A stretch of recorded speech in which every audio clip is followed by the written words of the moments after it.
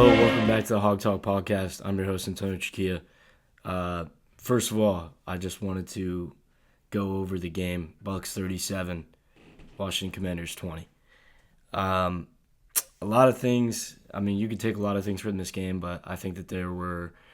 Firstly, we're going to start off with the positives. Obviously, Jaden Daniels showing that rushing upside.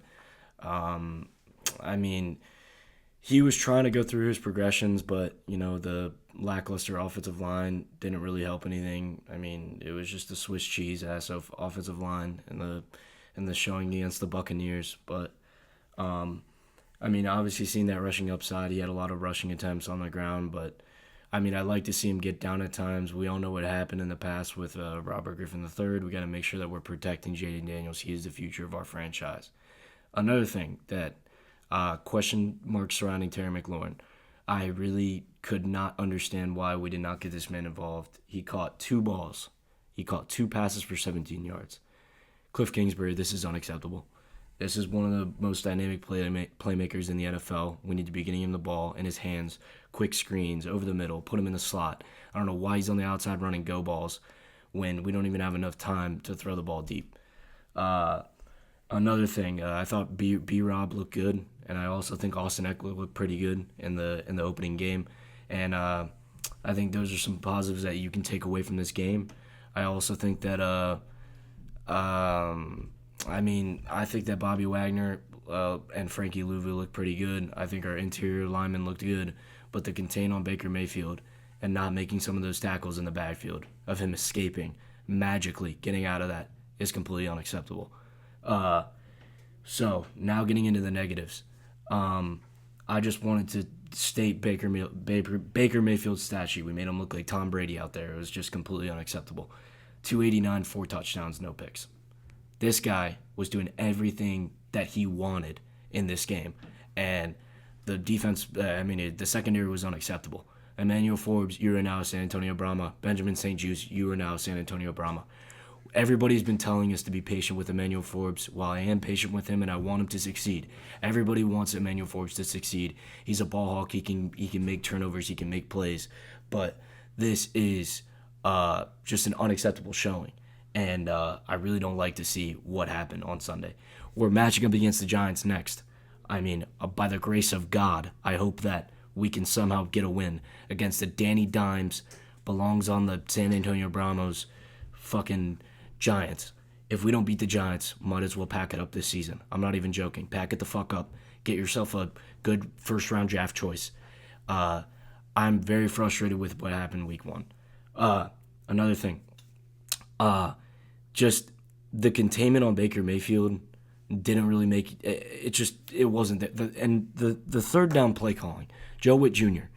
We might have to send you to Canada.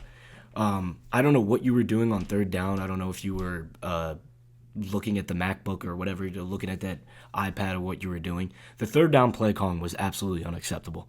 We had a 3rd and 17. A 3rd and 17.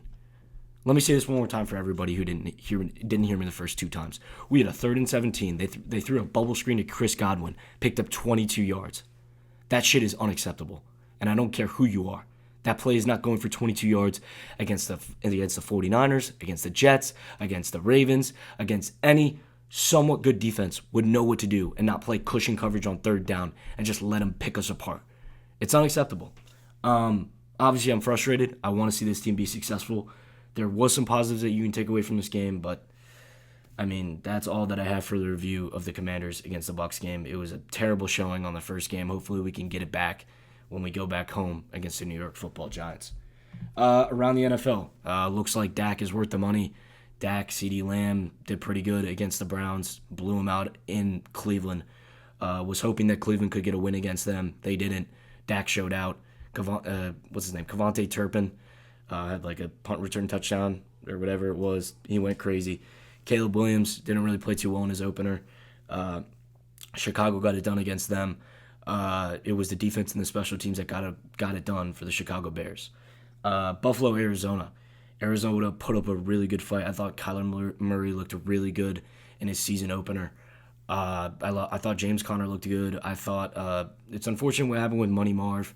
I think he had 1 catch for 4 yards, Bro was non-existent this game. I think that the Bills defense, they were game planning for him. New England against Cincinnati. This is an absolute embarrassment. You guys were minus 410 on the money line. You guys blew it at home. And all these Cincinnati fans are going to come at me. Oh, well, it's the beginning of the season. Let Joe Burrow cook. Let Joe Burrow cook. We let Joe Burrow cook. And the man cooked up a molded goddamn omelet. I don't know what that was. Houston against Indianapolis. CJ Stroud, you look beautiful today. I absolutely love you. Joe Mixon looked absolutely beautiful. Nico Collins, beautiful man. Who else? Stephon Diggs looked good in the season opener. I think he had a touchdown or two. Miami against Jacksonville. Tyreek Hill got arrested the morning of. And guess what? The afternoon of. Motherfuckers catching touchdown passes from Tua Tagovailoa. And did a celebration in the end zone expressing how he felt about those Miami policemen, which is absolutely absurd. Bryce Young, you are now a Guangdong Tiger. I cannot believe what you did in the showing against New York Saints. Carolina Panthers fans, I feel terrible for you guys. You guys put on the worst showing in an opening game in probably the last 10 years. New Orleans Saints, you guys look good. Derek Carr looked good in the pocket, moving outside the pocket, made some good throws in this game. It was just an utter domination. This is an embarrassment for the Carolina Panthers. I feel for your fans. Don't worry, we're on 1-2. I feel with you guys. Las Vegas, Los Angeles.